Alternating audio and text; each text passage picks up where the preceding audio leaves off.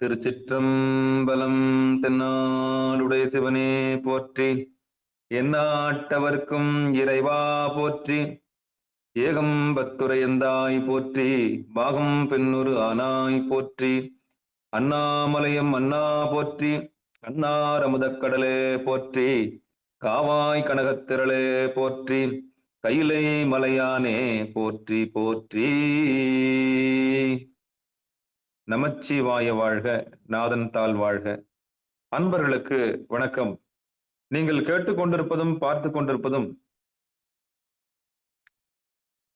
திகாரம் சைவநெறி பாடசாலை வழங்கும் சித்தாந்த சைவம் என்கிற தலைப்பின் கீழே திருவருட்பயன் என்கிற தலைப்பின் கீழ் நாம் பார்க்க இருக்கின்றோம். அந்த தலைப்பை சிந்திப்பதற்காக சேலம் மாவட்டம் ஆத்தூரில் இருக்கக்கூடிய வசிக்கக்கூடிய சிவத்திரு சைவநெறி செம்மல் சித்தாந்த ரத்தனம் சிவத்திரு ஸ்ரீதேவ ஐயா அவர்கள் நமக்கெல்லாம் சித்தாந்த பயிற்சியை அளித்து வருகிறார்கள். 14 சாஸ்திரங்களிலே உண்மை விளக்கம் என்கிற நூலை சிந்தித்த பிறகு தற்போது திருவருட்பயன் நாம் சிந்தித்து வருகிறோம். ஐயா அவர்களுடைய பெருங்கருணையினாலே இப்பொழுது திருவருட்பயனை நாம் சிந்தித்து வருகிறோம். நம்முடைய நிகழ்ச்சிக்கு வருகை தந்துள்ள அத்துணை அடியார் பெருமக்களுடைய பொன்னார் திருவடிகளையும் மனம் மொழி மெய்களாலே வணங்கி வருக வருக என்று வரவேற்று நிகழ்ச்சிக்குள் இனித நுழைவோம். திருச்சிற்றம்பலம் தில்லையம்பலம். நற்றுணையாவது நமச்சிவாயவே. பூழியர்கோன் வெப்புழித்த புகழியர்கோன் கடல் போற்றி. ஆழிமிசை கல்மிதப்பில் அணைந்த பிரான் அடி போற்றி. வாழி திருநாவலூர் வந்தொண்டர் பதம் போற்றி. ஊழிமொழி திருவாத ஊரர் திருத்தால் போற்றி போற்றி. திருச்சிற்றம்பலம் தில்லையம்பலம். இனி நிகழ்ச்சியை தொடரும். ஐயா வாங்கய்யா.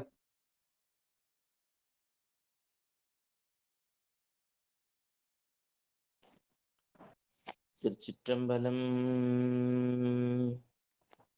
தென்னாருடைய சிவனே போற்றி. எந்நாட்டவர்க்கும் இறைவா போற்றி. ஏகம்பத்துரை அந்தாய் போற்றி. பாகம் பெண்ணுரு ஆனாய் போற்றி. அண்ணாமலையம் அண்ணா போற்றி. கண்ணாரமுதக் கடலே போற்றி. காவாய் கனகத்திரளே போற்றி. கைலை மலையானே போற்றி போற்றி.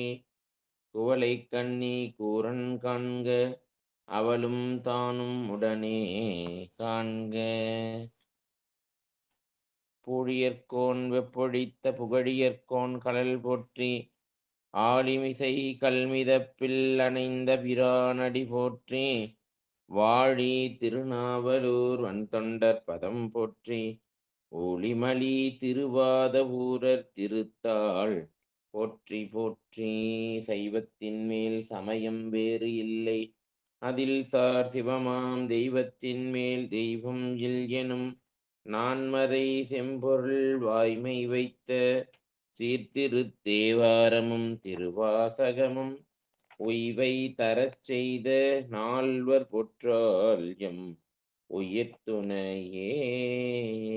இராண்டில் சிவஞானம் பெற்றுயர்ந்த மெய்கண்டார் இணைத்தாள் போற்றி.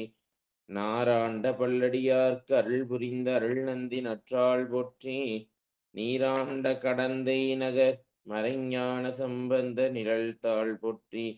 சீராண்ட தில்லை நகர் உமாபதியார் செம்பதுமத் திருத்தாள் போற்றி போற்றி.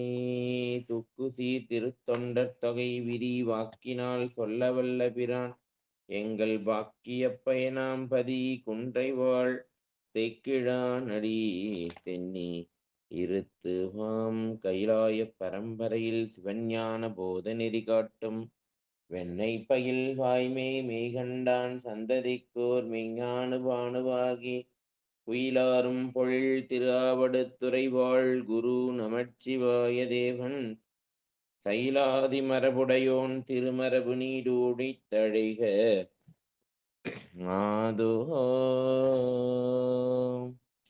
சிற்றம்பலம்.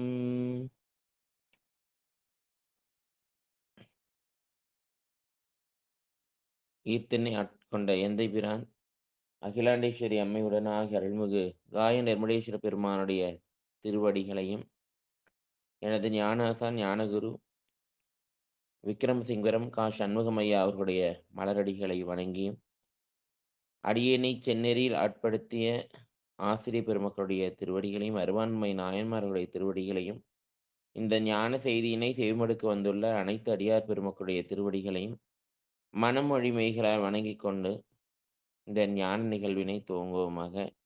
திருச்சிற்றம்பலம்.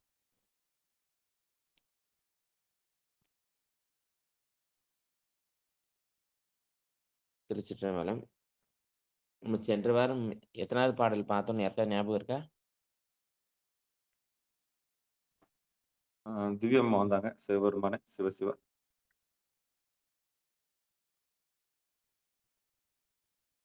ஐயா குறிப்பு எதுவும் எடுத்து வச்சிருக்கீங்களா கீழே? நீங்க யாராவது எத்தனை பாட்டு முடிச்சாலும் உங்களுக்கு யாருக்கா ஞாபகம் இருக்கான்னு கேட்கிறேன். நீங்க எந்த அளவுக்கு வகுப்பு சிவ கேட்டிருக்கீங்கன்னு தெரியணுமில்ல அதுக்காக. சிவபெருமானே நான் சிவசிவா.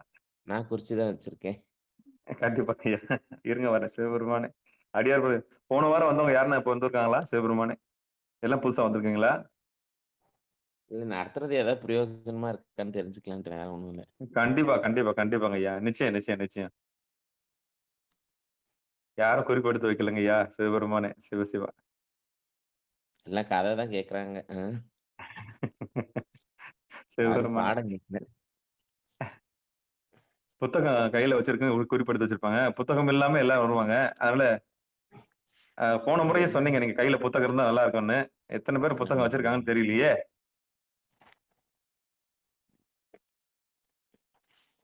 எல்லாம் விளைவிக்கிற நீராயிடக்கூடாதுன்னு அதுக்காக தான் கேட்கிறேன். கண்டிப்பா, கண்டிப்பா, கண்டிப்பா. நம்மளது பதிவாகுதுங்க ஐயா. அடியேன் போன வாரம் கலந்துக்கலையா, அதனால தான் தேர் பாக்குறேன் எதுன்ட்டு. திருச்சிற்றம்பலம். சரி, நம்ம இன்னைக்கு வெளியில 3வது இருந்தேன்லங்கய்யா. பாடல்ல இருந்து பார்ப்போம். பதிமுது நிலை பார்க்கலாம். பதிமுது நிலையில நம்ம அதாவது அந்த முதிர்ந்த பதியினுடைய அந்த அறிவினுடைய நிலை எப்படி இருக்குங்கிறத பார்த்துட்டு இருக்கோம். அதுல முதல் பாடல்ல இறைவன் எப்படி இந்த உயிர்களோட ஒன்றாய் உடனாய் வேறாய் இந்த பெருமான் எப்படி கலந்திருக்காங்கிறத நம்ம பார்த்தோம். அதான் அவன் அகரம் போல இந்த உயிர்களோட கலந்திருக்கிறான் அப்படிங்கிறத பார்த்தோம். அதுல அவன் பெருமான் அவன் அகரம் போல் எழுத்துக்களுக்கு அகரம் போல் நிற்பவன், அப்புறம் உடலுக்கு உயிர் போல் நிற்பன், அப்புறம் பேரறிவு மயமாய் நிற்பன், எங்கும் நிற்பன், எதிலும் நிற்பன், நிறைந்து நிற்பன், நிகரின்றி நிற்பன்னு பெருமான் எது எதுலெல்லாம் எல்லாத்துலேயும் அவன் நிறைந்து தான் இருக்கிறான் அப்படிங்கிறத பார்த்தோம் இல்லையா? அப்போ அகரம் போல் உயிர் மெய் இவற்றோடு கலந்து அந்த உடலுக்கும் உயிருக்கும் ஆதாரமாக நிற்பதனால அவன் சர்வஜத்துவத்தை முற்றறிவு உடையவன்னு சொன்னோம். அப்புறம் அந்த பெருமான் எங்கும் நிற்பன் அப்படிங்கிறதுல வெவ்வேறு பக்குவமுடைய உயிர்களுக்கு வெவ்வேறாய் செயல்பட பூரண சக்தி. ஏன்னா ஒவ்வொரு உயிர்கள் நிறைய இருக்கு இல்லையா? எண்ணற்ற உயிர்கள். அப்போ அந்த ஒவ்வொரு உயிர்களுக்கும் பெருமான் ஒவ்வொரு மாதிரி என்ன பண்ணும்? அருள் செய்தாகணும். அதனால அப்படி அவன் வெவ்வேறு பக்குவமுடைய உயிர்களுக்கு பெருமான் வெவ்வேறாய் செயல்பட, ஏன்னா அதெல்லாம் வெவ்வேறு மாதிரி தான் செயல்படும் உயிர்களை. எதுவும் எல்லாமே ஒரே மாதிரி இருக்கிறது இல்லை. அதனால அந்த பூரண சக்தி அப்படின்னு சொல்லக்கூடிய அந்த அளவில் ஆற்றல், அளவில்லாத ஆற்றல் உடையவனாக அந்த பெருமான் இருக்கிறான். அப்புறம் அந்த பெருமான் நிறைந்து நின்று அப்படின்னு சொல்றதுனால அவன் நிறைந்திருக்கிறான்னு சொல்றதுனால பெருமான் நிறைந்து நின்று அப்படிங்கிற சொல்லால அவன் அது அது உன்னுடைய பேரருள் இல்லையா? எல்லாத்துலேயும் அவன் வந்து நிற்கணுங்கிற அவசியம் இல்லை. இந்த உயிர்களில் அவன் கலந்து நிற்கணுங்கிற அவசியமே அவனுக்கு இல்லை. ஏன் அப்படி கலந்து நிற்கிறான்னா இந்த உயிர்களுடைய குற்றங்களை களைவதற்கு தான்.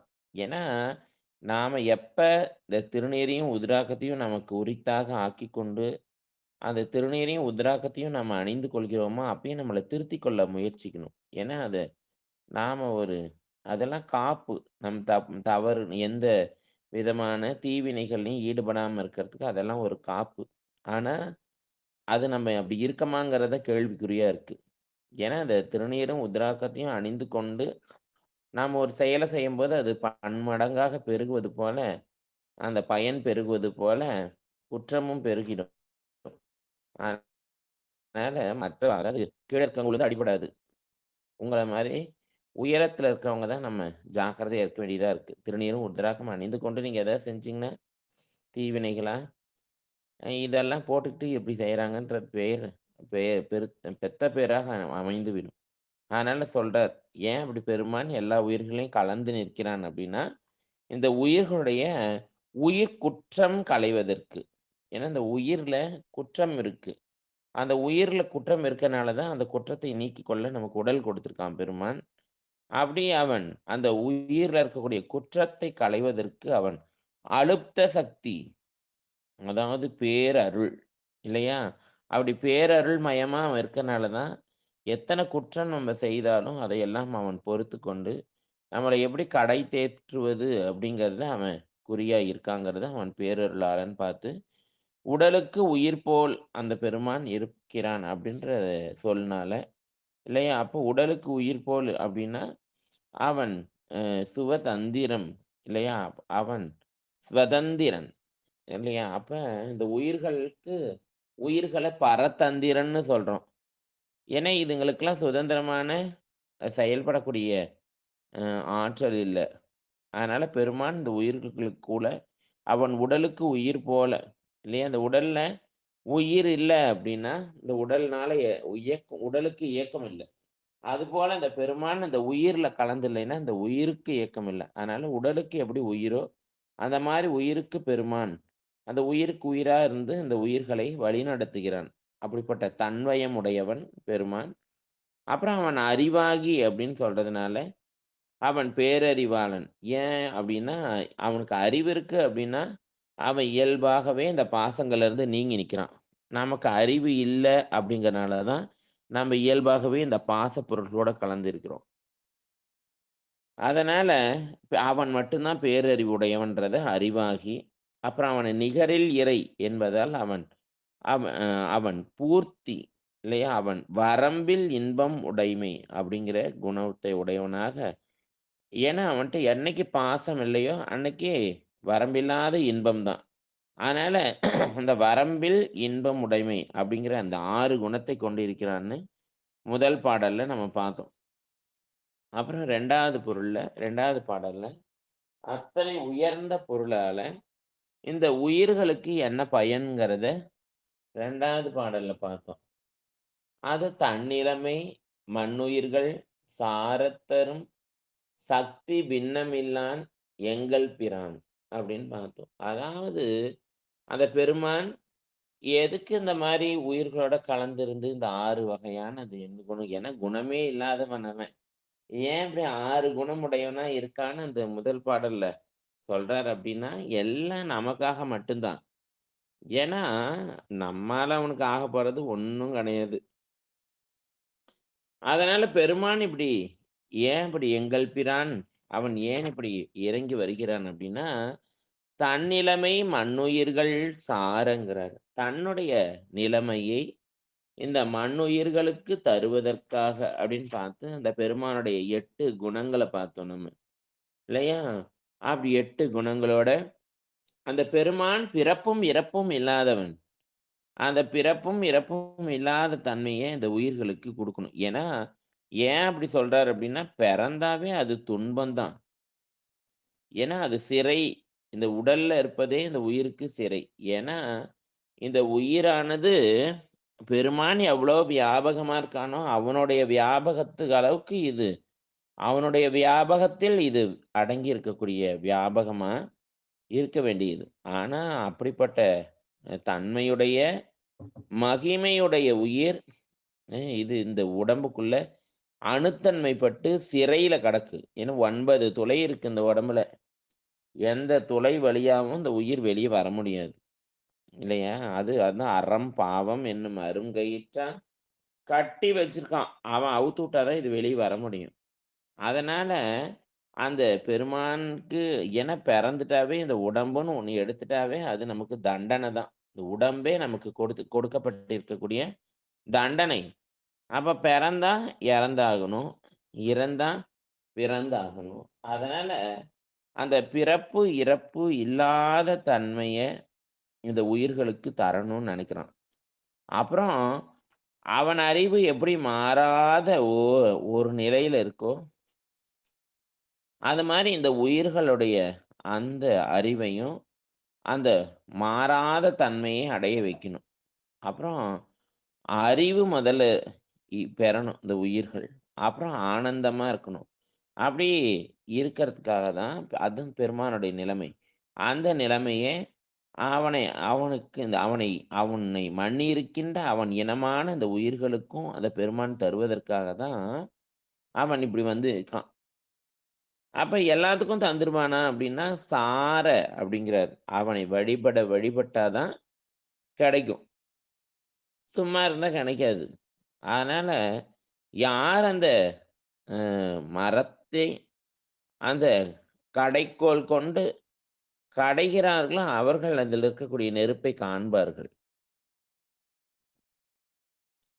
யார் ஒருத்தர் அந்த பால்ல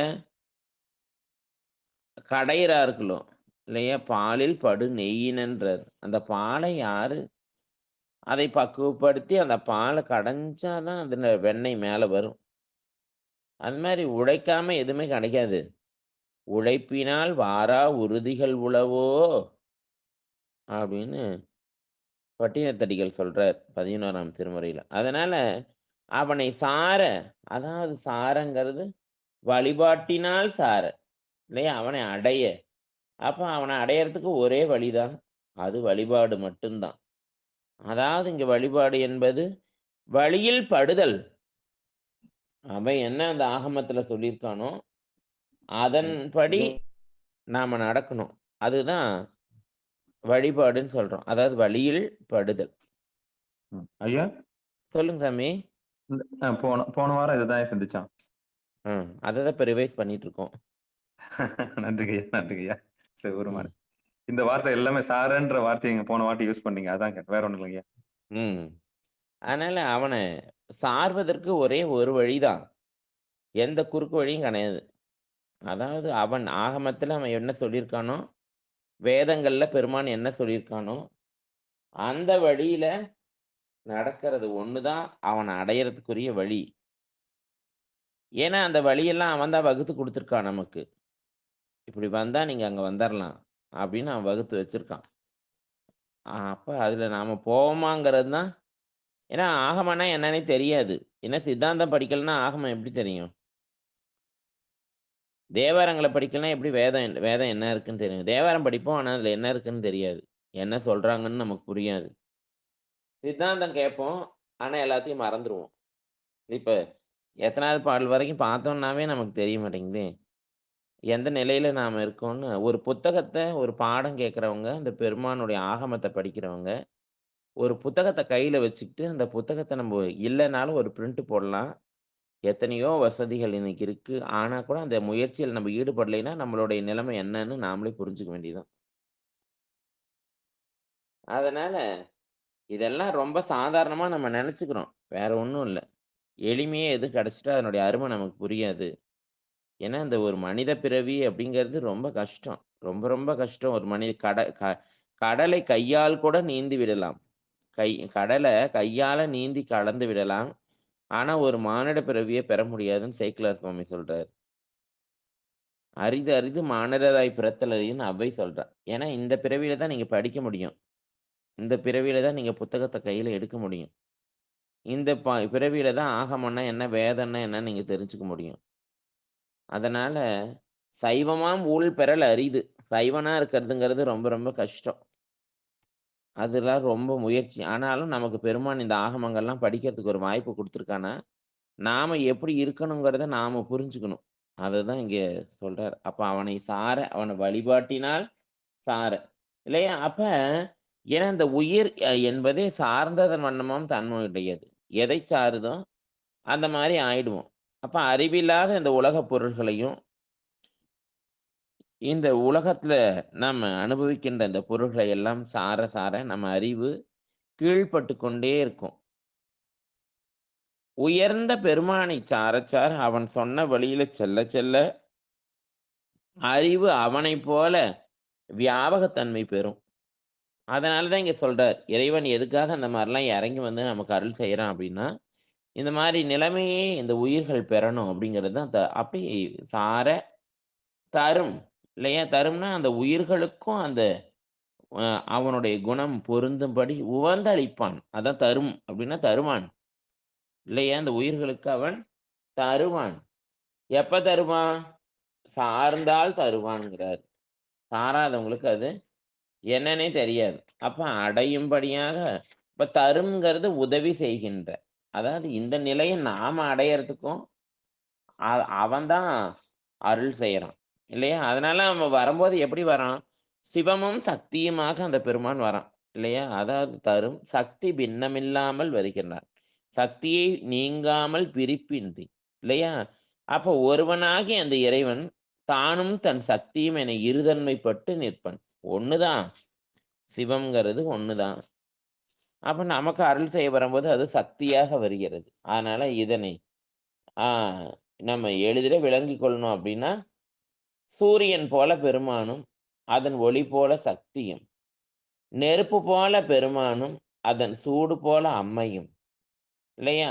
அப்ப சூரியன்கிறது ஒரு பொருள், ஒளிங்கிறது அதனுடைய குணம். நெருப்புங்கிறது பொருள், சூடுங்கிறது அதனுடைய குணம். இல்லையா? அப்படி 2ஆய் பாரி அப்ப அந்த பொருளையின்றி அந்த குணம் அது 2யும் பிரிக்க முடியாது. இல்லையா? நெருப்பையும், சூடையும் பிரிக்க முடியாது. சூரியனையும், கதிர்களையும் பிரிக்க முடியாது. அதுபோல சிவம் என்பது பொருள், சக்தி என்பது அது குணம். அதனால சிவமும், சக்தியும் என 2ஆய் சொல்லும்படி நின்றாலும், அவை வேறு வேறு பொருள் அல்ல. உண்மையில் அவை 2ம் ஒன்றே தான். இல்லையா? அதனால தானும் தன் சக்தியும் ஒரு பொருள் என்பதை உணர்த்தவே சிவபெருமான் ஓருடம்பிலே ஆண், பெண் என இரு திறத்தினராய் காட்சியளிக்கிறான். அர்த்தநாரீஸ்வரர். ஞானசம்பந்த பெருமானுக்கு தோளுடைய செவியன் அப்படின்னு அம்மையப்பராக தான் அங்க காட்சி தரான். ஏன்னா அருள் செய்ய வரும்போது அப்படிதான் வரணுங்கிறாரு. இல்லையா? அதாவது நீங்க வணங்குறது சிவபெருமான வணங்கினாலும், அவன் அருள் செய்ய வரும்போது தன்னுடைய சக்தியோட தான் வருவான். அதனால சக்தி எனினும் ஆற்றல் அப்படின்னாலும் ஒண்ணுதான். அப்ப இறைவனது ஆற்றல் அதுதான் சக்தி. அது என்ன அப்படின்னா, அதான் அவனுடைய அறிவு தான் அவனுக்கு ஆற்றல். அறிவே ஆற்றல் அப்படின்னு நம்ம படிச்சிருப்போம். இல்லையா? அப்ப சக்தி தன் வடிவேது எண்ணில் தடையிலா ஞானம் அப்படின்னு சொல்லுவார். சக்தின்னா என்ன அப்படின்னா, அது தடையில்லாத ஞானத்த தான் அங்க சக்தின்னு சொல்றார். அதனால அ பேரறிவு இல்லையா? அப்ப அத சொல்றார். அப்ப நங்கையினால் தான் அனைத்தையும் செய்கிறோம். அதுபோல நங்கையினால் இறைவன் அனைத்தையும் செய்கிறான்ங்கிறார். அதனால அந்த அம்மையை கொண்டு தான் அந்த பெருமான் எல்லாத்தையும் என்ன பண்றான்? செய்றான். இல்லையா? அப்ப சிவனே அந்த செயலை செய்பவனாக, சக்தி அவனுக்கு துணையாதல் பற்றி சக்தியே அவனுக்கு துணைவியாக வைத்து போற்றக்கூடிய நிலை உண்டாயிற்று இப்ப. சிவனே தலைமை பொருள் அப்படின்னு நம்ம புரிஞ்சுக்கணும். சக்தி அவன் வழிபட்டு நிற்பது என்பதும் அறியப்படும். இல்லையா? எத்திரம் நின்றான் ஈசன் அத்திரம் அவளும் நிற்பள்.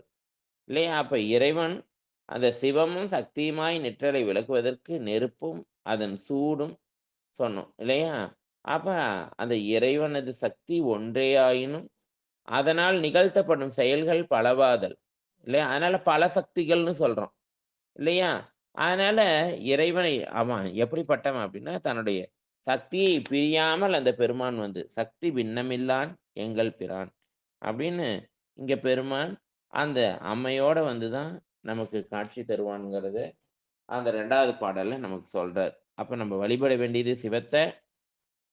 எதுக்காக அவன் இப்படி வழிபடுற மாரி அவன் வந்து நிக்கிறான்னா, அவனுடைய நிலைமைய இந்த உயிர்கள் பெறணுங்கிறதுக்காக. அப்படி வழிபடுகின்ற உயிர்களுக்கு அவன் என்ன தருவான் அப்படின்னா, சிவசக்தியாக வந்து சக்தி பின்னமில்லாதவனாக வந்து தன்னுடைய கருணையுடன் வந்து அருளிச் செய்வான்னு இந்த 2வது பாடல்ல பார்த்தோம். அப்புறம் இந்த 3வது பாடல பார்க்கும்போது, நமக்கு அ இப்படி எண்ணற்ற உயிர்களுக்கு பெருமான் அருள் செய்ய முடியுமா? ஏன்னா உயிர்கள் 1ல 2ல எண்ணற்ற உயிர்கள். அப்படி எண்ணற்ற உயிர்களுக்கு ஒரு பெருமான் இருந்தானா, ஒருத்தர் வந்து எப்படி அருள் செய்ய முடியும்? இத்தன உயிர்களுக்கு. ஏன்னா, அநேக ஈஸ்வரவாதின்னு ஒருத்தன் இருக்கான். அவன் இங்க அநேக ஈஸ்வரர்கள் இருக்கான்னு சொல்றான். நாம அதெல்லாம் ஒத்துக்கிறது இல்ல, மறுக்கிறோம். இல்லையா? ஆனா இங்க சொல்றார்.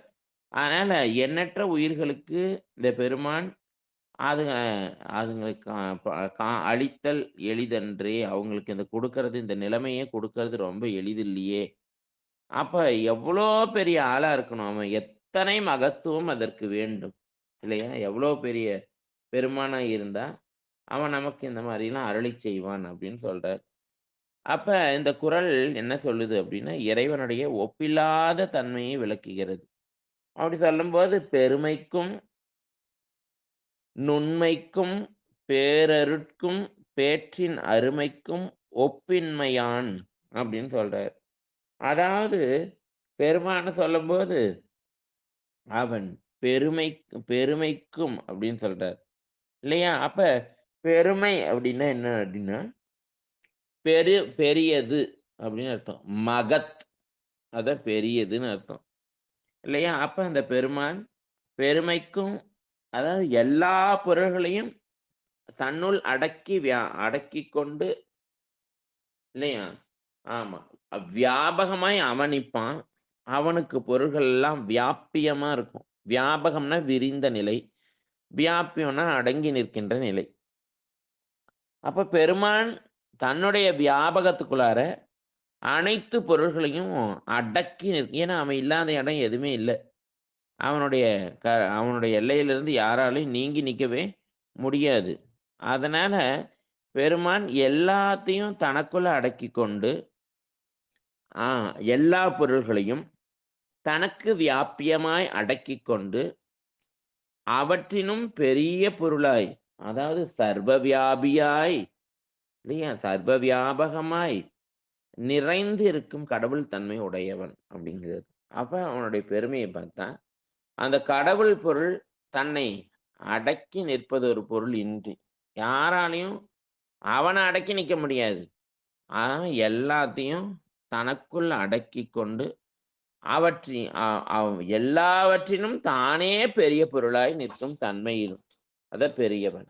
இல்லையா? அதான் அந்த அ வடமொழியில் கடவுளை பிரம்மம் அப்படின்னு சொல்வாங்க. பிரம்மம் என்பதற்கு பெரியது அப்படின்னு பொருள். இல்லையா? கடல்வெளி அப்படிங்கிறது விரிந்த நீர்ப்பரப்பு முழுவதையும் தன்னுள்ளே அடக்கிக் கொண்டு நிற்கிறது. அதுபோல அந்த பதிப்பொருளாகிய இறைவன் சித்தாகிய இந்த உயிர்களையும், தடமாகிய இந்த உலகங்களையும் இல்லையா? தனக்குள்ள அடக்கிக் கொண்டு நிற்கிறான். எல்லாம் அவனுடைய வியாபகத்துக்குள்ளார தான் இருக்கும். ஆனா அப்படி ஒரு நெனப்பு தான் நமக்கு இல்ல. அவன் ஏதோ ஒரு இடத்துல இருக்க மாரியும், நாமெல்லாம் ஏதோ ஒரு இடத்துல இருக்க மாரியும் நாம நெனச்சிட்டு இருக்கோம்.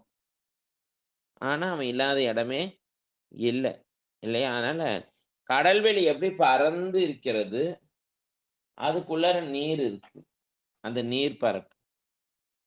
அப்படி எல்லாத்தையும் அந்த கடல் எப்படி தனக்குள்ள அவ்வளோ நீரையும் கொண்டிருக்கோ, அதுபோல அறிவாகிய இந்த உயிர்களையும், சடமாகிய இந்த உலகத்தையும் தன்னுடைய வியாபகத்துக்குள்ள வியாபியமாக அடக்கிக் கொண்டு அந்த பெருமான் நிற்கிறான். இல்லையா? பிறவற்றை தன்னுள் அடக்கி நிற்கக்கூடிய இந்த பெருநிலைய தான் வியாபகம்னு சொல்றோம். தன்னுள் அடங்கி நிற்கின்ற நிலைய வியாபியம்னு சொல்றோம். இந்த முறையில தான் கடவுள் வியாபகம். ஏனைய உயிர்களும் உலகங்களும் கடவுளிடத்தில் வியாபியம். அப்ப கடவுள் வியாபகமாய் நிற்றலின் அதற்கு காலம், இடம், எல்லை எதுவும் கிடையாது. எவ்வளோ காலம் நிப்பாரு? எந்தெந்த இடத்துல நிப்பாரு? இப்படிலாம் கேள்வி கேட்க முடியாது. அதனால இங்க கடவுள் வியாபகமாய் நிற்றலின் அது கால எல்லையே கிடையாது. இல்லையா? இடம், எல்லை எதுவுமே இல்ல. அதனால மேல், கீழ், இடையில எல்லா இடங்கள்லும் இல்லையா? எங்கனம் எல்லையின்றி பரந்து நிற்கக்கூடியவன். அதனால இது அண்டாகாரம், அகண்டாகாரம்னு சொல்றோம். அப்படி அகண்டாகாரமாக நிற்கக்கூடியவன் அந்த பெருமான். இல்லையா? ஆமா. காலையில நம்ம பால்கனியில் நின்னோம்னா, அது வழியாக நுழையும் சூரிய ஒளி, கற்றை அப்படியே மிதக்கும் நுண்ணிய துகள்கள் எத்தனை சிறியவையா இருக்கு.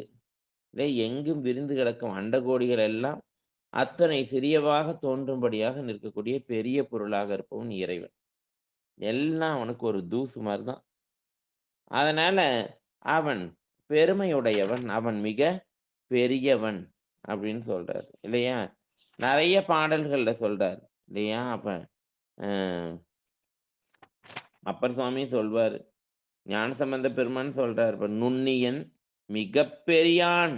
அவன் மிக மிக பெரியவனாக இருக்கக்கூடிய பெருமான். எல்லாவற்றையும் தன்னுள்ள அடக்கி கொண்டு இருக்கக்கூடிய பெருமான்.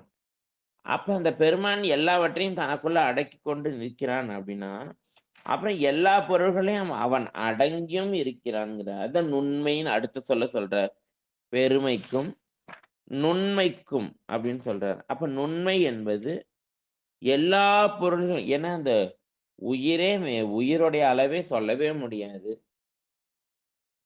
அது திருமூலர் சொல்றார், அந்த பசுவினுடைய ரோமத்தை லட்சம் கூறிட்டு, அதுல ஒரு கூரை எடுத்து 1000 கூறிட்டு, அது இந்த உயிருடைய அளவுன்னா அது எப்படி இருக்குன்னே சொல்ல முடியாது. ஆனா அப்படிப்பட்ட உயிருக்குள்ளாரையும் தானடங்கி நிற்கிறான் அந்த பெருமான். அதனால அவன் நுண்மை, நோக்கரிய நோக்கே நுணுக்கரிய நுண்ணுணர்வேன்னு மணிவாசக பெருமான் சொல்ற மாரி, அவன் எல்லா பொருள்களிலும் உள்ளும் அதிநுட்பமாய், ஏன்னா நுட்பம்னாவே மிகச் சிறியது. இவன் எப்படி நிக்கிறான்னா, அதிநுட்பமாய் கலந்து நிற்கும் இறைத்தன்மை உடையவன். இல்லையா? அப்ப எல்லாவற்றிலும் பெருசுன்னா எல்லாத்துக்கும் பெரியவன் அவன்தான். சின்னதுன்னா எல்லாத்துக்கும் சின்னது அவன்தான். அதான் இறைவன் எல்லாவற்றிலும் நுண்ணியன். இல்லையா? அவன் எல்லா பொருள்களிடத்தும் உள்ளூடாய் கலந்து நிற்பான். இல்லையா? அப்படி அங்கனம் அவன் எல்லாவற்றிலும் உறைந்து உறைந்து அப்படி நிற்றலை தான் அ அது மணிவாசக பெருமான். எள்ளும் எண்ணெயும் போல் நின்ற எந்தையே அப்படிங்கிறார். எள்ளுல எண்ணெய் எங்க இருக்குன்னா, அது எல்லா இடத்துலயும் தான் நிறைந்து இருக்கு. அதுபோல உள்ளும் புறமுமாக அவுபச்சிக லேடிகமாய் அந்த பெருமான் அப்படி நிறைந்திருக்கிறான். அவன் இல்லாத இடமே இல்ல. அவனுக்குள்ளார எல்லாத்தையும் அடக்கிக் கொண்டு தானும் அதற்குள்ள அடங்கி நிற்கக்கூடிய பெருமை உடையவன். இல்லையா? எல்லா பொருளையும் கலந்தும் இருப்பான். இல்லையா? அந்த எல்லா பொருளையும் கடந்து நிற்கக்கூடிய பெருநிலையாகவும் இருப்பான். இல்லையா? அப்படி நுண்மையாகவும் எல்லா பொருளும் கலந்து நிற்பான். அப்படி கடந்த நிலையை குறிக்கக்கூடிய சொல்லு தான் கடவுள். அந்த கலந்த நிலையை குறிக்கும் அவன் கலந்த நிலையை குறிக்கக்கூடியது இறைவன். கடந்த நிலைக்கு கடவுள்னு பேரு. கலந்து நிற்கின்ற நிலைக்கு பேரு இறைவன்னு பேரு. ஏன்னா இறைவன் அப்படின்னு இருத்தலால் இறைவன். இருத்தல் என்ற சொல்லிலிருந்து தான் அந்த இறைவன்கிற சொல் வந்தது. இல்லை, இருத்தல் அப்படின்னா தங்குதல் அப்படின்னு பேர். அதனால எங்கும் தங்கி இருப்பவன் அந்த இறைவன் அப்படிங்கிறனால அவனை இறைவன் சொல்லணும். இல்லையா? அதனால எந்த பொருளிலும் எவ்விடத்திலும் இவ்வாறு தங்கி நிற்பது எதுக்கு அப்படின்னா, அதை இயக்குவதற்கு அந்த பெருமான் அப்படி கலந்து உள்ளீடாக நிற்கிறான். இல்லையா? அப்படி இயக்குபவன் யார் அப்படின்னா, நாம நினைக்கிறோம் நாம இயங்குறோம்னு. ஆனா நாமெல்லாம் இயங்க முடியாது. அப்படி தங்கி அவன் இயக்குகிறான். ஒவ்வொரு ஆன்மாக்களையும், ஒவ்வொரு பொருளையும் அவன் இயக்குகிறான். இல்லையா? அந்த வகையில இறைவன் என்று சிவபெருமானுக்கு சிவபெருமானுக்கு மட்டும்தான் பெயர். இல்லையா? அவன் மட்டும்தான் அப்படியெல்லாம் இருக்க முடியும். இல்லையா? ஆமா. அதனால இறைவன் நுண்ணியன். ரொம்ப ரொம்ப ரொம்ப நுண்ணியன். ஆதலால் அவன் ஆ அவன அந்த பருப்பொருளாக இருக்கக்கூடிய மலங்கள் அதனால தான் பற்ற முடியல. அதனால என்றும் தூயவனாய் அவன் இருக்கிறான். அதனால அவனது பெருமை முன் அண்டமும் ஓர் அணுவாய் தோன்றும்ங்கிறார். அவனுடைய பெருமையை பார்த்தா, அவனுடைய பெரிய நிலையை பார்த்தா, பெரிய பெரிய அண்டங்கள்லாம் அந்த சூரிய ஒளியில வர தூசுகள் மாதிரி அவனுக்கு ரொம்ப சின்னதா அணுவாய் தோன்றும். அவனது நுண்மையை பார்த்தா, அவனுடைய நுண்மையா அவன் ரொம்ப சின்னதா இருக்கிறத பார்த்தா ஓர் அணுவும் அண்டம் போல தெரியுங்கிறார். அதனால அந்த பெருமானுடைய அந்த பெருமைக்கும் அளவில்ல, அவனுடைய நுண்மைக்கும் அளவில்லைன்னு சொல்லி, அப்புறம் பேரருள்ங்கிறாரு. பேரருட்கும். இல்லையா? அப்ப பேரருள் அப்படின்னா அவனுடைய குணமே அதுதான். பேரருள் உடையவனாக இருக்கக்கூடிய தன்மைன்ட்டு அத சொல்றார். அதனால இந்த பேரருள் அப்படிங்கிறது அது அருளே. ஏன் அப்படி அவன் இறங்கி வந்திருக்கிறதே பேரருள் தான். எல்லா பொருள்களுக்கும் உள்ளும் அவன் அதிநுட்பமாய் இருப்பது எதுக்குன்னா நம்மளை இயக்குவதற்காக தான். அதனால அப்படி கலப்பு காரணமாய் உயிரிழத்து கொண்ட எல்லையில்லாத பெருங்கருணை. எதுக்கு அந்த பெருமான் இப்படியெல்லாம் இறங்கி வந்து நமக்கு இதெல்லாம் செய்து கொண்டு இருக்கிறான் அப்படின்னா, அது அவனுடைய எல்லையில்லாத பெருங்கருணை தான். நாம அதெல்லாம் நெனைக்கணும். பெருமான் நமக்கு இப்படியெல்லாம் செய்து கொண்டிருக்கிறானேன்னு நன்றியுடையவர்களாக அவனுக்கு இருக்கணும். இல்லையா? அதனால இறைவன் அளவில்லாத அருளுடையவன். இல்லையா? அவனை கருணைக் கடல் அப்படின்னு சொல்றோம். இல்லையா? அவன் எண்ணிலாத உயிர்கள் மேல் இரக்கம் கொண்டு. ஏன்னா 1, 2 இல்ல. ஓரறி முதல் ஆறறி வரை எண்ணிலாத உயிர்கள் இருக்கு. அந்த உயிர்கள் மேல் இரக்கம் கொண்டு ஒரு சிறிதும் கைமாறு இல்ல. பதில பதிலுக்கு எதையும் எதிர்பார்க்காம, கைமாறு சிறிதும் கருதாது, இந்த உயிர்கள் எல்லாம் நலம் அடையணும் அப்படின்ட்டு அளவற்ற செயல்கள். 1 இல்ல, 2 இல்ல.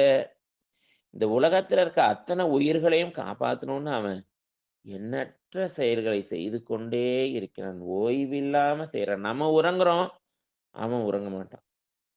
அதனால இதையெல்லாம் எதுக்கு செய்றான் அப்படின்னா, இந்த உயிர்கள் நலமடைதல் பொருட்டு. இந்த உயிர்கள்லாம் நல்லா இருக்கணுங்கிற எண்ணத்தினால தான், எப்படியாவது இந்த துன்பத்திலிருந்து இந்த உயிர்கள் நீங்கணும். துன்பமாகிய இந்த பிறப்பிலிருந்து, இந்த உலகத்திலிருந்து, இந்த உடலிலிருந்து இந்த உயிர்கள் எல்லாம் நீங்கி பேரின்பத்தை அடையணும் அப்படிங்கிறது ஒண்ணு தான் அவனுடைய எண்ணம். அதனால அத சொல்றார்.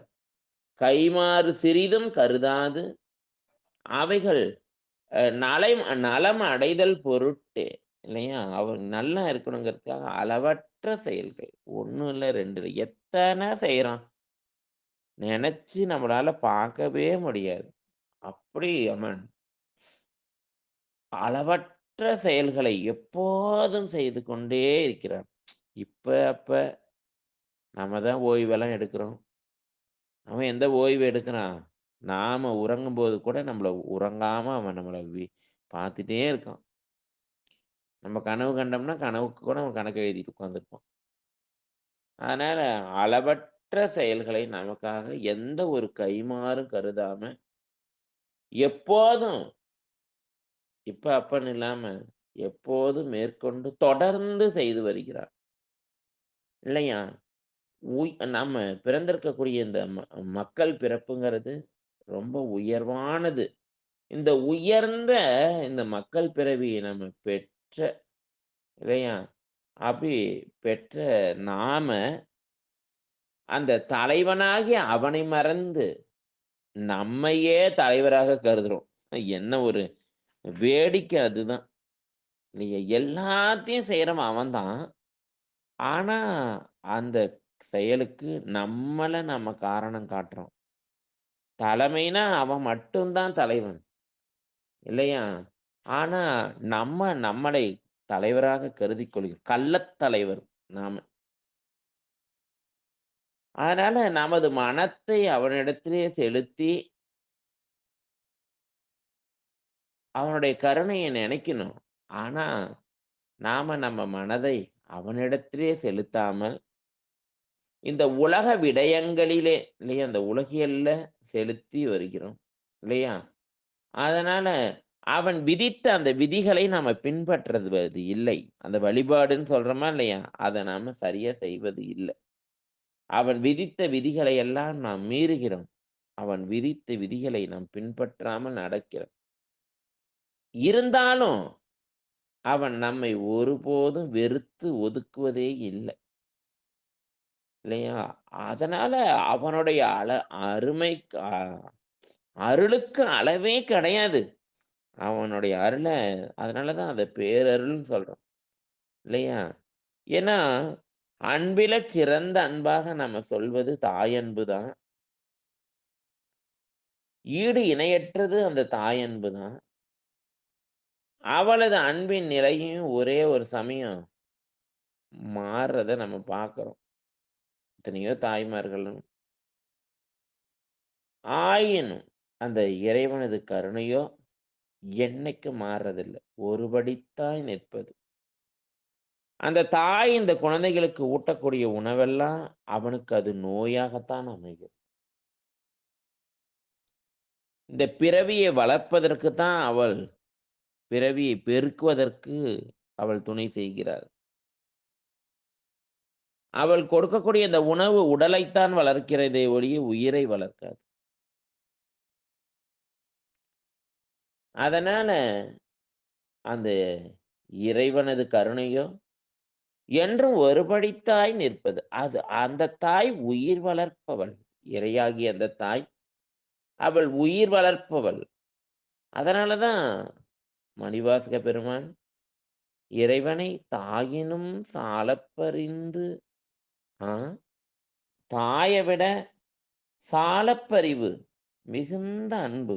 பரிவுனா அன்பு தானே. அதனால என்ன சொல்றார்? சாலப்பரிவு.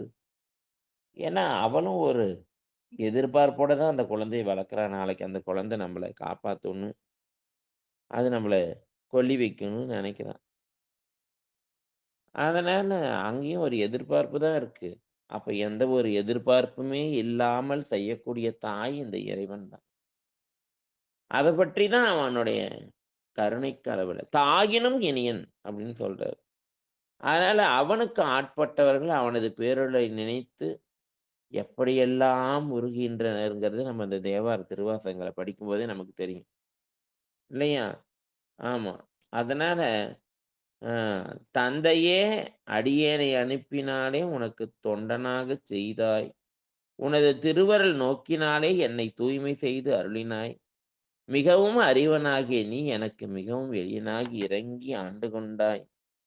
நான் ஒரு பேதை, நாயினும் கடைப்பட்டவன், நான் செய்த குற்றங்கள் அத்தனையும் நீ பொறுத்து கொண்டாய். எத்தனையும் என் போன்றவர் அளவிற்கு உரியனவோ அல்ல. எம்பெருமான் தனது பேருளை என் மீது வைத்த தன்மை என்னென்பது இல்லையா? பித்தனேன், பேதையேன், பேயேன், நாயேன், பிழைத்தனைகள் அத்தனையும் பொறுத்தாய் என்றேன் அப்பர் சுவாமி சொல்றார். அதனால இரும்பு போன்ற வலிய மனமுடைய மணிவாசகர் சொல்றார். அப்படி இரும்பு போன்ற என் நெஞ்சம் கல்லாம், கண் இணையும் மரமாம், தீவினை நேர்க்கேங்கிறார். அப்ப இரும்பு போன்ற வலிய மனமுடைய நம்மையெல்லாம் கூட மெல்ல மெல்ல ஈர்த்து உன் இணையடிகளில் சேர்த்து கரும்புதரு சுவையனக்கு காட்டினை உன் கடலினைகள்ங்கிறார் மணிவாசக பெருமான்.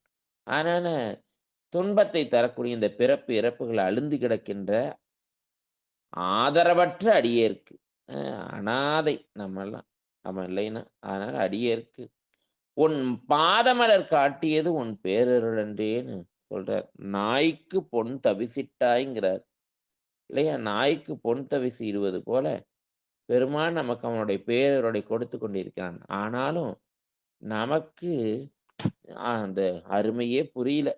ஏன்னா நாய்க்கு தங்கத்தட்டில் சோறு போட்டா என்ன பண்ண போகுது, வெள்ளித்தட்டில் சோறு போட்டா என்ன பண்ண போகுது? அந்த மாதிரி நாம அப்படிதான் இருக்கும். அதனால அடியேனை அஞ்சேல் என்று ஆண்டாய், நின் அருளால் நான் உய்ந்தேன், உனது பரங்கரணை தடங்களில் அடியான் படிவாமாறு அப்படின்னு மணிவாசக பெருமான் சொல்றார். அதனால இந்த இறைவனது பெருங்கருணை திறத்தினை வியந்து உருகி பாடியுள்ள பான்மையை நம்ம நிறைய தேவார திருவாசகங்கள்ல பார்க்கலாம். அதனால அவனுடைய பேரருளுக்கு ஒரு எல்லையே கிடையாது. அதனால அந்த பேரருளுக்கும் அப்புறம் அடுத்த சொல் பேற்றின் அருமைக்கும்ங்கிறார் இல்லையா? அப்ப இறைவன் அப்படிப்பட்ட அருளை பெறுவது எளிதா இல்லையா? அந்த பேரருளை பெறுவது எளிதா அப்படின்னா அது ரொம்ப ரொம்ப அரியதுங்கிறார். அப்படிலாம் அவனுடைய அருளை உணர்ந்து கொள்ளவே நாம முடியாது. அதைதான் சொல்றார். அவனை அடைய வேண்டின் முதலில் இந்த உலக நெறியில உவர்ப்பு ஏற்பட வேண்டும். உலகத்தை சென்று சென்று சென்று சென்று இந்த உலகத்தை தான் நம்ம எட்டி பார்க்கிறோம், உலக பொருள்களை தான் பார்க்கிறோம்.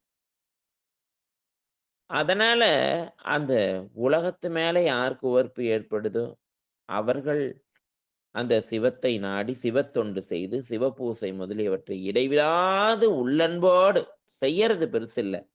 ஏன் செய்யறோம், எதுக்கு செய்யணும் அப்படின்ற அந்த உணர்வெல்லாம் தெரிந்து கொண்டு தன்னை ஒப்படைத்து சரியை செய்து இல்லையா? சிவத்தொண்டுங்கிறது சரியை.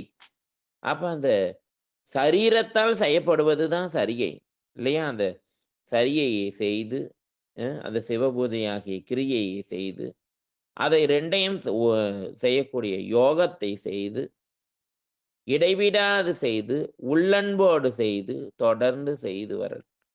இல்லையா? அதன் பயனாக அந்த உயிர்களுக்கு என்ன ஏற்படும் அந்த சிவபூஜையை செய்ததுனால அப்படின்னா, 2 வினைகளையும் சமமாக பார்க்கக்கூடிய இருவினை ஒப்பு அப்படிங்கிற தன்மை ஏற்பட்டு, பக்குவ நிலைக்கு வரும். அப்படி வரணும். அப்ப அப்படி வந்த உயிர்களுக்கு தான் ஞானாசிரியர் வாய்ப்பார். அப்படி வந்த உயிர்களுக்கு தான் ஞானத்தை கற்றுக்கக்கூடிய ஆசிரியர் கிடைப்பாங்க. இல்லையா? அதனால அப்படி அந்த ஆசிரியர் கிடைத்தாலும், அவர் காட்டும் நெறியிலே வலுவாது நின்று, அந்த உண்மை ஞானத்தை நாம பெறணும். இல்லையா? நாம நினைக்கிறதெல்லாம் பண்ணக்கூடாது.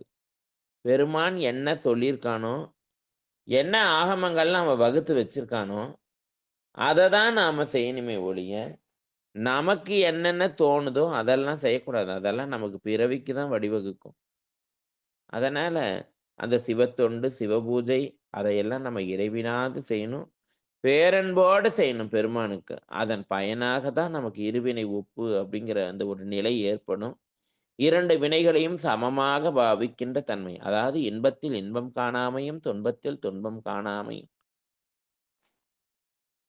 அப்படி ஒரு நிலை ஏற்பட்டு, அந்த பக்குவத்தை இந்த உயிர்கள் அடைந்தா, அப்படிப்பட்ட உயிர்களுக்கு ஞானத்தை போதிக்கக்கூடிய ஆசிரியர்கள் வந்து, அவர்கள் நெறி காட்டுவார்கள், வழிகாட்டுவார்கள். அவர்கள் காட்டக்கூடிய வழியிலே வழுவாது நிற்கணும். அப்படி நின்றால் தான் நம்ப ஞானத்தை பெற முடியும். உண்மை ஞானத்த பெறவே முடியும். இல்லைன்னா உண்மை ஞானத்த ஒரு காலம் பெற முடியாது. அடங்கி நின்று ஆசிரியர்ட்ட அடங்கி இருந்து, அந்த அந்த மனதை கலனாகவும், அந்த காதை வாயிலாகவும் கொண்டு, அந்த ஞான செய்திகளையெல்லாம் கேட்கணும். ஏன்னா ஞானத்தினுடைய முதல் படி கேட்டல். அதனால அப்படி அந்த ஞானத்தை பெற வேண்டும். இல்லையா?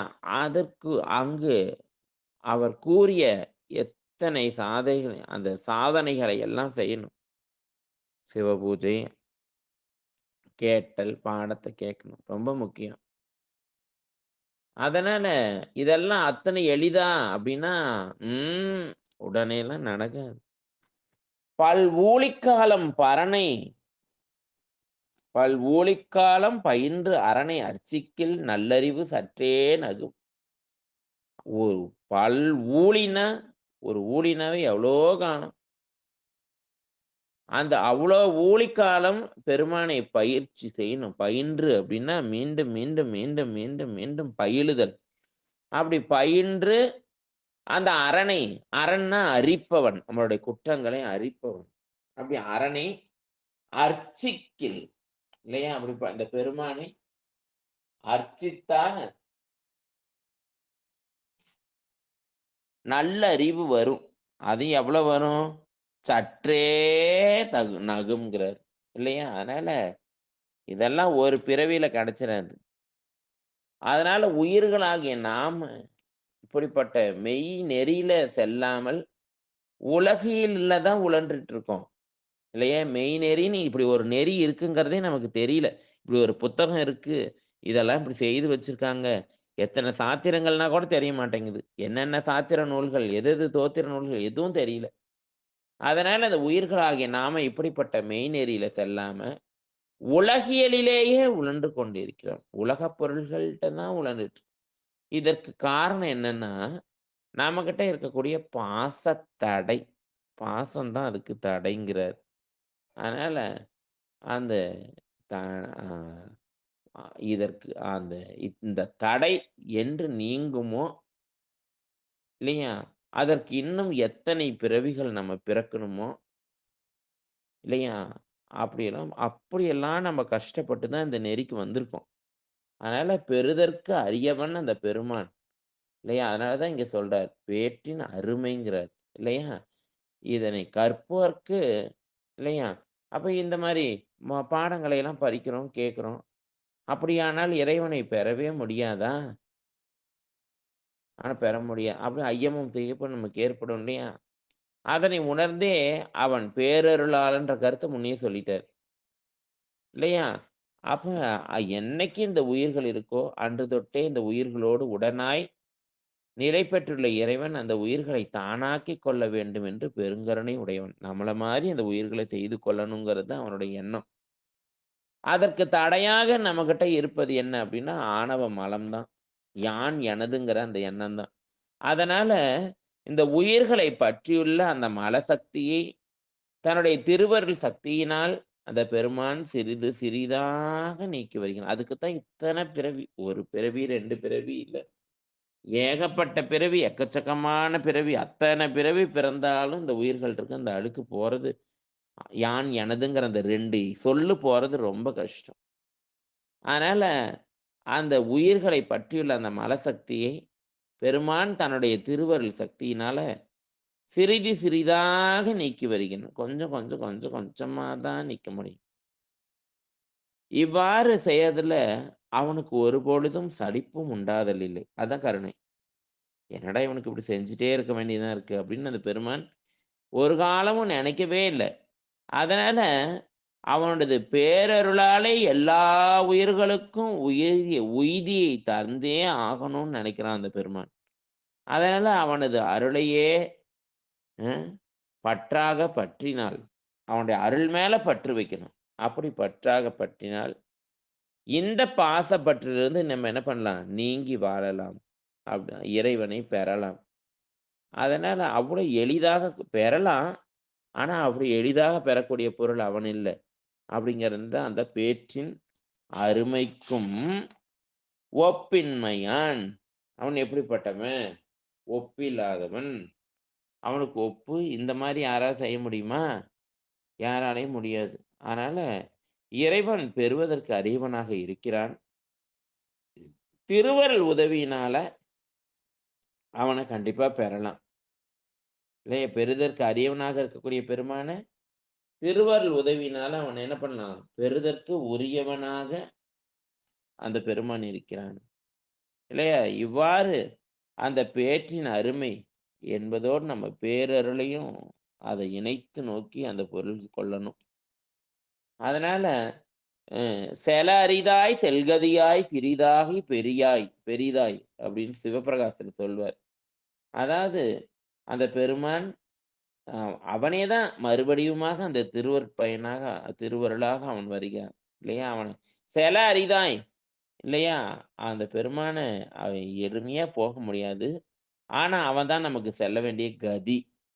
அவன் சிறிதாகி பெரிதாகி நிற்கிறான்ங்கிறத சொல்றார். அப்ப எதுலயும் அவனுக்கு ஒப்பே சொல்ல முடியாது. அப்ப பெருமைக்கும் ஒப்பு இல்ல, நுண்மைக்கும் ஒப்பு இல்ல, பேரருளுக்கும் ஒப்பு இல்ல, அவனுடைய அருமைக்கும் ஒப்பு இல்ல அப்படின்னு ஒப்பின்மையான் அப்படின்னு மேலே கூறிய அந்த 4ற்கும் இல்லையா ஒருவரையும் ஒரு பொருளும் அவனுக்கு ஒப்பாக இருக்கவே முடியாது. அப்படிங்கிறது இந்த பாட்டுல பெருமைக்கும், நுண்மைக்கும், பேரருட்கும், பேற்றின் அருமைக்கும் ஒப்பு இன்மையான் ஒப்பே இல்லாதவன்.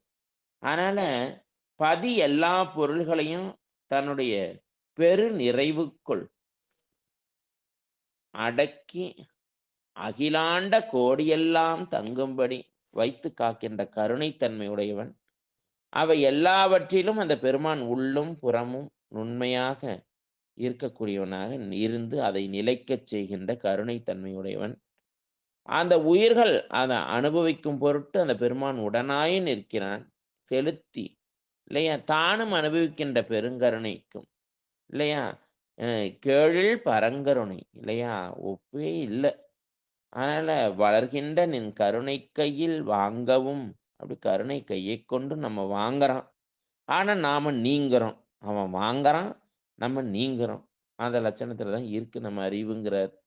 அந்த கோதில் பரங்கருணை எல்லையில் மாக்கருணை கடல் இல்லையா? இவ்வாறு அந்த பிறவி நின்று பல பிறவிகளில் செய்த வழிபாட்டால் தான் இன்னைக்கு இந்த நிலையில இருக்கும். அந்த குரு ஞானம் பெற்று அடையத்தக்க இல்லையா? குரு நமக்கு பல பிறவிகள்ல செய்த பயனாக தான் ஆச்சாரியர் நமக்கு கிடைப்பாங்க. இல்லையா? அவர் சொல்ற அந்த குரு தான் நமக்கு அந்த வீடு பேராகிய பெருஞ்செல்வமாகிய அதை காட்டக்கூடியவராக நமக்கு இருப்பார். இல்லையா? அதனால இந்த கொ இறுதியில அந்த கேள்வி அதான் கேட்க இறைவன் எண்ணறிய பல பிறவிகள் எடுத்த பின்னும் எளிதில் அடைய முடியாத முக்தியை ஒரு பிறவியின் கண்ணே எவ்வாறு சீவன் முத்தனாக்க முடியும்? அது முடியாது. இல்லையா? அவன் எல்லா ஞானமும், எல்லா முதன்மை, எல்லா அனுகிரகமும் உடையவன். இல்லையா? அப்படிப்பட்ட பெருமான் அவன் முற்று உணர்வு இல்லையா? முடிவில் ஆற்றல். இல்லையா? அவன் நெனச்சான்னா ஒரு பிறவியிலே கூட நமக்கு முக்திய குடுக்கறதுக்குரிய வாய்ப்பெல்லாம் இருக்கு. ஆனா, நமக்கு அந்த தகுதி தான் வேணும். இல்லையா? அதனால ஏன்னா அவனால முடியாதது என்ன இருக்கு? அவன் முடிவில் ஆற்றல். அவன் அவன் வினை அறுக்கும் செய்தியாலே இல்லையா? அவன் வினை அறுத்து அ சக்தி நிபாதருக்கு இல்லையா? அந்த சக்திய பதிப்பான். அந்த இருவினை ஒப்பு வந்தோனே சக்தி நிபாதம். இல்லையா? அப்படி அந்த அக அ பல சமயங்கள் இருக்கு.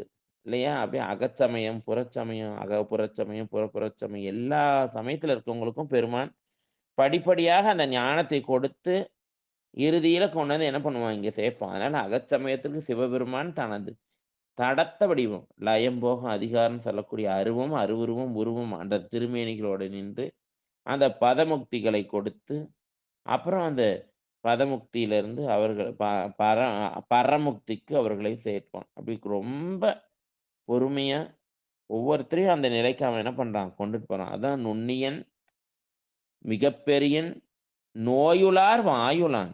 யார் நமக்கு நோய் இருக்குன்னு உணர்ந்து அந்த பெருமானை துதிக்கிறார்களோ, அவர்கள் வாயில் இருப்பான். தண்ணியான் வெய்யான் நம் தலைமேலான் மனத்துளான் திண்ணியான் செங்காட்டங்குடியான் செஞ்சரை மதியக் கண்ணியான் கண்ணுதலான் கணபதி சரத்தானேன்னு சொல்றார். அதனால அ ம் நம் மணிவாசகர் சொல்ற மாரி, "அணுத்தரும் தன்மையில் ஐயோன் காண்க, இணைப்பரும் பெருமையில் ஈசன் காண்கங்கிறார்." அதனால வேதம் 4ம் விழுப்பெறு முனிவரும் ஆதி நின்திறமாதரின் முடிவது பெரியதிற் பெரிய என்றும் அன்றே சிறியதிற் சிறிய என்றும் அப்படின்னு இந்த கோயில் நான்மணி மாலையில சொல்றார். அந்த மாதிரி பெருமான் அத்தனை வல்லன்மையும் உடையவனாக இருக்கிறான். அதனால அவன் உயிர்களுக்கு எளிதில அ அவனால எளிதில் ரொம்ப சாதாரணமாக அந்த விளையாட்டு போல இல்லையா?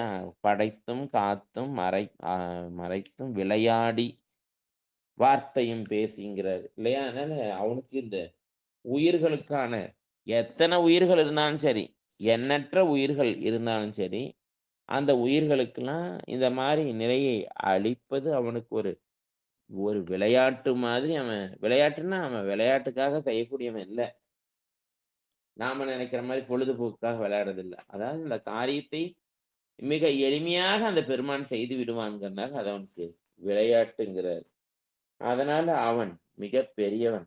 அதனால அவனுக்கு எந்த உதவியும் இல்லாம அந்த பெருமான் எல்லாவற்றையும் செய்து கொள்ளக்கூடிய தன்மையுடையவன் அவன். அத்தனை மகத்துவம் உடையவன். அதான் பெருமை உடையவன் அப்படின்னு இந்த பாடல்ல நமக்கு சொல்றார்.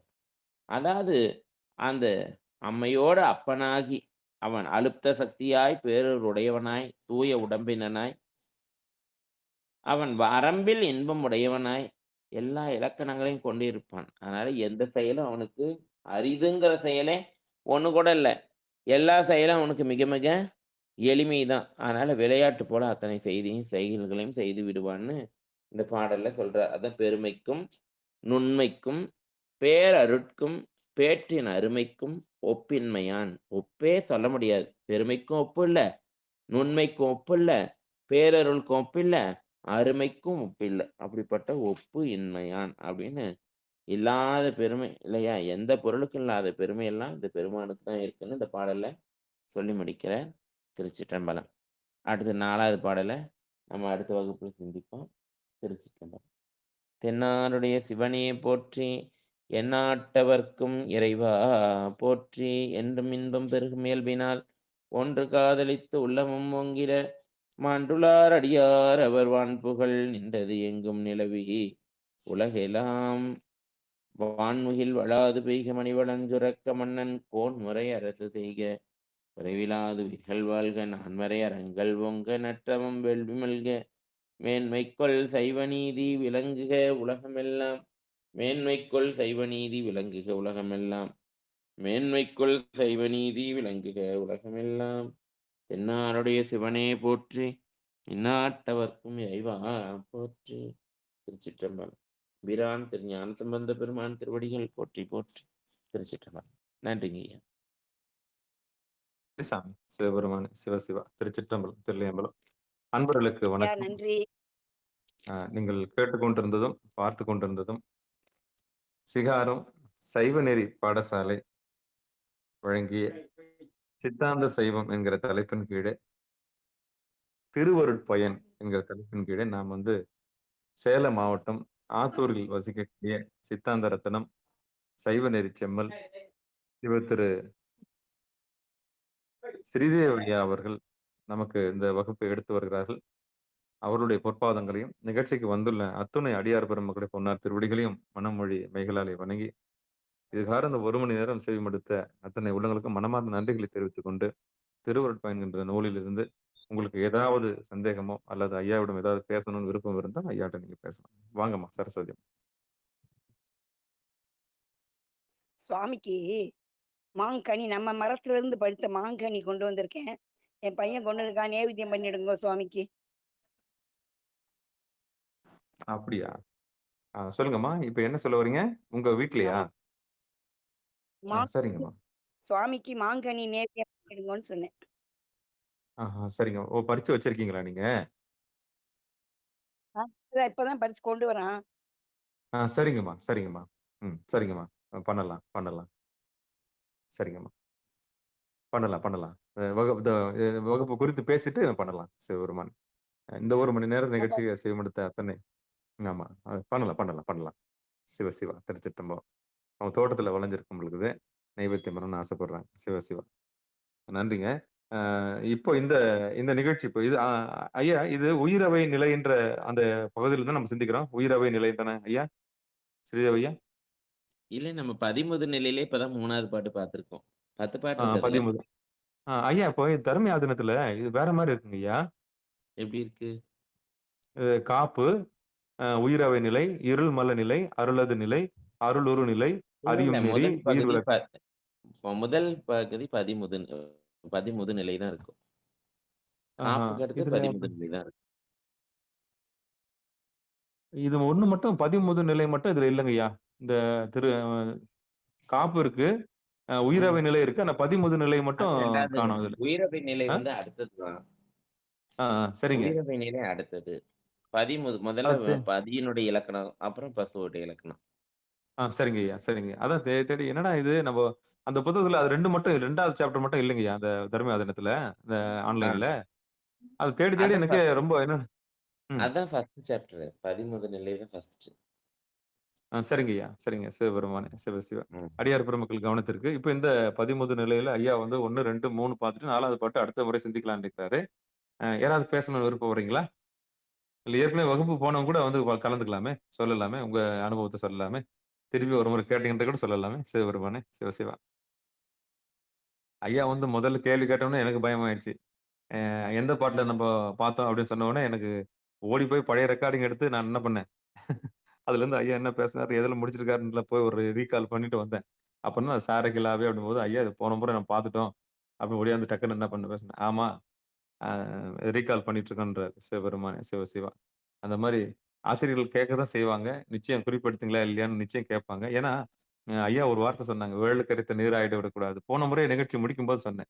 என்ன போன செவ்வாய்க்கிழமை மகேஸ்வரி அம்மா கேள்வி கேட்டாங்க அந்த திருத்தொண்ட தொகையில. இப்பதான் போன மாதிரி இருந்தது, அதுக்குள்ள செவ்வாய்க்கிழமை எண்ணிக்கை வந்துருச்சு. இப்பதான் சந்தேகம் கேட்ட மாதிரி இருந்தது, அதுக்குள்ள இன்னொரு இரவு வந்த மாதிரி. நேத்து தான் இரவு முடிஞ்ச மாதிரி இருந்தது, அதுக்குள்ள இன்னொரு இரவு செவ்வாய்க்கிழமை இரவு வந்துருச்சு. ஆக எப்படிதான் அந்த காலம் ஓடுதுன்னு தெரியல. அந்த கால ஓட்டத்துல நிகழ்ச்சிக்கு வர்றதே பெரிய விஷயம். அதுல ஐயா கேள்வி கேட்டவொன்னு திருன்னு முடிக்கும் போது எங்களுக்கெல்லாம் ஒரு சிவபெருமான பயம் அதான் வாத்தியாருக்கு முன்னாடி நிக்கிற மாதிரி தான் நாங்க கை கட்டி நிக்கிற வேண்டிய சூழல் ஏற்பட்டுருச்சு இன்னைக்கு.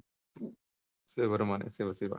அன்னைக்கு அடுத்த முறை குறிப்போட புத்தகத்தோட எல்லாரும் வரதுக்கான ஏற்பாடு பண்ணுவோம். நிச்சயம் புத்தகம் இல்லாம. இந்த உயிர்கள் 3 வகை உயிர்கள் அப்படின்னு சொன்னீங்க இல்லைங்களா? ஆணவ மலர் பிணிப்பு தூளமா இருக்கிறது, உயிர்கள் சகலர்களா இருக்கிறது அப்படி சொன்னீங்க இல்லைங்களா? ஆமாம்மா. பிரளய சொல்லுங்க. அ அ பிரளயகாலர், விஞ்ஞானகலர் அப்படிலாம் சொன்னீங்க இல்லையா? ஆணவம், ம். கன்மம், மாயையிலிருந்து மும்மலங்களாலும் பிரிக்கப்பட்டவர் அப்படின்னு சொல்லி, ம். அதுல அது வந்து அ இந்த தன்மைய குறிக்குதுங்களா ஐயா? உயிர்களோட தன்மைய குறிக்குதுங்களா ஐயா? அதாவது இத நம்ம அடுத்த பகுதியில தான் பார்ப்போம். உயிரவை நிலையில தான் பார்ப்போம். அதாவது இங்க உயிர்கள் பலவிதமா இருந்து பெருமான் அருள் செய்யக்கூடிய அந்த அவனுடைய சர்வக்ஞத்துவத்த சொல்றதுக்காக இங்க சொல்றோம். இருந்தாலும் அந்த விஞ்ஞானங்கள இப்ப அதாவது உயிர்கள் ஒவ்வொன்னும் மும்மலம் உடையதா தான் இருக்கு. இப்ப நம் போன்ற எல்லாத்துக்குமே 3 மலமும் இருக்கும். அம் விஞ்ஞான கலருக்கு இருக்கும், பிரளய கலருக்கு இருக்கும், சகலருக்குமே 3 மலங்கள் இருக்கும். 3 மலங்கள் இருந்தாலும், நம் போன்ற சகலருக்கு அது நல்ல தொழிற்படுது. அதாவது தூல தரம் அப்படின்னு சொல்றது ரொம்ப பிணிப்பு அதிகமா இருக்கும். மல பிணிப்பு அதிகமா இருக்கும். பிரளயகலர் ஒரு மாயையிலிருந்து நீங்கியவர்களாக மாயையில அகப்பட மாட்டாங்க. விஞ்ஞானகலர் மாயை கன்மங்கள்ல இருந்து அகப்படாம, ஆனா அவர்களுக்கும் ஆணவ மலம் ரொம்ப லேசா இருக்கும். நன்றிங்கய்யா, நன்றிங்கய்யா. இது ரொம்ப நாளா எனக்கு அந்த இப்ப தன்மைய குறிக்குதா? உயிர்களோடது விஞ்ஞானகலர் விஞ்ஞானகலர் எடுத்த பிறவியிலே முக்தி அடைஞ்சுருவாங்க. பிரளயகலர் ஒரு ம். பிரளயம் வரைக்கும் இருப்பாங்க. நம் போன்ற சகலருக்கு தான் எத்தன பிறவின்னே தெரியாது. ம். கணக்கில்லாத பிறவிகள். சிவ சிவ திருச்சிற்றம்பலம். திருவடிய வணங்கிக்கிறேங்கய்யா. சிவாய நம. திருச்சிற்றம்பலம். நன்றிங்க. ம். நன்றிங்கய்யா, நன்றிங்கம்மா. நன்றிங்கய்யா, நன்றி. சகல பெருமான் அவர்களுக்கு விஞ்ஞான அருளக்கூடியது பெருமான் அவர்களுக்கு சை அருளக்கூடிய விதமும் வேற மாரி இருக்கும். விஞ்ஞானகலருக்கு காட்சியே கொடுக்க மாட்டான். அறிவுக்குள்ளாரயே இருந்து சொல்லிருவான். பிரளயகலருக்கு மான்மழுவோட இருந்து முன்னின்று உணர்த்துவான். நாம் போன்ற சகலருக்கு நம்மள மாரியே மானுட சட்டை தாங்கி வந்து முத்தான்மாக்கள் பின்னின்று நமக்கு அருள் செய்வான். இந்த அருளக்கூடிய புத்தகம் ஒன்று விதமும் ஐயா வேற மாரி தான். தய இந்த ஆ, புத்தகம் ஒன்று தயவு கூர்ந்து எனக்கு ஆ, வாங்கி அனுப்ப இயலுமா ஐயா? ஐயா சொல்லுங்கம்மா. இந்த புத்தகம் இந்த புத்தகம் ஒன்று தயவு கூர்ந்து எனக்கு வாங்கி அனுப்ப இயலுமா? 14 சாஸ்திரங்கள்மா அது. இது வந்து ஒரு ஒரு செட்டா தான் கிடைக்கும். அதாவது மொத்தம் 14 சரி சாஸ்திரத்த ஆமா. சரி திருவருட்பயன்ன்றது ஒண்ணு. நிச்சயம் வாங்கிக்கலாம். சரி ஆ வாங்கிக்கலாம். திருவாவடுதுறை அந்த வகுப்புல சேர்ந்தா தான் குடுப்பாங்க. 1200 1500 கட்டி வகுப்புல சேரணும். சேர்ந்தா தான் குடுப்பாங்க. தனிப்பட்ட முறையில குடுப்பாங்கன்னா, எனக்கு சரி வந்து ஆமா ஒரு அன்பர்கள்லாம் நிமிஷம் அனுப்பி வச்சாங்க. உங்களுக்கு நான் ஏற்பாடு பண்ணி தரேன்ம்மா. ஆ நான் ஏற்பாடு பண்ணி உங்களால தான் எனக்கு முனுசாமி ஐயா அந்த பன்னீர் வாங்கி அனுப்பினாரு. கண்டிப்பா, அது இன்னைக்கு ரொம்ப பயனுள்ளதா இருக்கு. கண்டிப்பா, அது போல இந்த சைவ கண்டிப்பா. சித்தாந்தம் சித்தாந்த வாங்கி அனுப்பினீங்கன்னா பரவாயில்ல. 14 சாஸ்திரமும் அனுப்பி வைக்கிறதுக்கு ஏற்பாடு பண்றேன். நன்றிம்மா. என்ன ஸ்ரீதேவி ஐயா கேட்கிற கேள்விக்கு நம்ம கேள்வி கேட்கலாம். நம்ம கண்டிப்பா. பதில் தெரிஞ்சுக்கலாம். நீங்க பிடிஎஃப்ல எடுத்து பார்த்துருக்கணும். பார்க்கலையா நீங்க? புத்தகம் அது அது அது அது திருவருட்பயனே நான் வந்து ஒரு பிடிஎஃப்பா போட்டிருந்தேன். போன வாரத்துக்கு முன் வாரம். நீங்க அது நூல்ல போய் அந்த எடுக்கணும். படிச்சு ஆமா. எடுக்கிறது கஷ்டமா இருக்கு. எனக்கு புக்க சரிங்கம்மா. வாங்கி கொடுத்தீங்கன்னா பிரயோஜனம். ஏன்னா சரிங்க. என்னுடைய வயசுக்கு நான் மட்டும்தான் பார்க்க முடியும். அதுவே சின்ன கண்டிப்பா, திரையில கண்ணாடி இல்லாம தான் பார்க்குறேன். கண்டிப்பா. நிச்சயம். ஐயா கூட சொன்னாங்க, ஜெராக்ஸ் எடுத்துக்கலாம். எவ்வளோ காலம் முன்னேறிடுச்சு. புத்தகத்த ஒரு அந்த கையில எடுத்து இன்னும் வரமாட்டேங்குதுங்களே! அப்படின்னு சொல்லிட்டு கேட்டாரு. அது வேற ரொம்ப கஷ்டமா இருக்குது. நம்ம அது இப்ப என் லேப்டாப் வச்சுக்கிட்டு இந்த பக்கமும், அந்த பக்கம் திருப்பிக்கிட்டு இதுல இருக்கிறத பிடிஎஃப் தான் பார்த்துட்டு வரோம். திருவள்ளுவர் கருணையினால. ம். நிச்சயம். வந்துட்டு நம்ம வந்து வகுப்புல வர்றவங்களுக்கு கையொப்பமோ, இல்ல அட்டெண்டன்ஸோ போடுறதில்ல. யார் வர்றீங்க? யார் போறீங்கன்றது இல்ல. எல்லாரும் வராங்க. 20 பேர், 25 பேர், 30 பேர் வந்துடுறாங்க. யார் வராங்க? யார் போறாங்கன்ற ஒரு கணக்கு இல்லாம தான் அந்த வகுப்பு போயினுக்குது. இதுக்கப்புறம் வந்து நம்ப டிக்டேட்டும் பண்ண முடியாது. போன வகுப்பு வந்தாயே, இந்த வகுப்பு நீ வரவில்லையே! இப்ப நான் நீ அப்படின்னு சொல்லிட்டு நம்மள வந்து கண்காணிக்கிறதுக்கு இங்க 1000 இல்ல. வர்றவங்க எல்லாருக்கும் நம்ம வந்து வகுப்பு அப்படி தொடர்ந்தே போயிட்டு இருக்கிறோம். அதனால இங்க பதிவாகுது. ரெட் கலர்ல நீங்க மேல பார்த்தீங்கன்னா, இந்த இந்த இந்த நிகழ்ச்சி ஆடியோல பதிவாகுது. அதனால இது வந்து பொக்கிஷமா சைவ பெட்டகத்துல இருக்குன்றதுல எந்த மாற்று கருத்தும் கிடையாது. என்னைக்கு வேணாலும் நம்ம பயன்படுத்திக்கலாம். இந்த சொல்லலாம். அ அது அது அந்த அந்த ஒரு தைரியத்துல தான் நம்ம இருக்கிறோம். மத்தபடி யார் வராங்க? யார் போறாங்க? எவ்வளோ படிச்சாங்க? எவ்வளோ உயரத்துல இருக்கிறாங்க? புத்தகத்துல குறிப்பெடுத்தாங்களா? குறிப்பெடுக்கலையா? அப்படின்னு ஒவ்வொருத்தரும் டிக்டேட் பண்றதுக்கு ஆமா. இது இந்த காலத்துல முடியுமான்ற சந்தேகம் தான். ஆனா, ஆர்வமுள்ள நண்பர்கள் வந்து தன்ன என்ன பண்ணிக்கணும், தன்ன தானே புதுப்பிச்சுக்கணும். புத்தகம் எடுத்துன்னு வரணும். ஐயா மேல உள்ள மதிப்பினால, இப்ப சென்ற வாரம் கேள்வி கேட்டாரு. இந்த வாரம் நம்ம வந்துரணுமே! அப்படின்னு. இப்ப அடுத்த வாரம் வரும்போது நிச்சயம் எல்லாரும் புத்தகத்தோட வந்துருவீங்கன்னு நம்புறேன். ஒரு பென்சிலு, ஒரு பேனா, ஒரு குறிப்பு எடுக்கிறது, ஒரு நோட்டு அவ்வளோதான். எடுத்துட்டு வந்தீங்கன்னா ரொம்ப ரொம்ப சந்தோஷமா இருக்கும். ஐயா எடுக்கும்போது அந்த திருவருட்பயன் எடுக்கும்போது வகுப்பு சித்தாந்தமும் வேணும். நான் அத இன்னைக்கு நான் ஷேர் பண்ண அந்த செய்தியில பார்த்திருப்பீங்க. அறிவும் வேணும், அன்பும் வேணும்.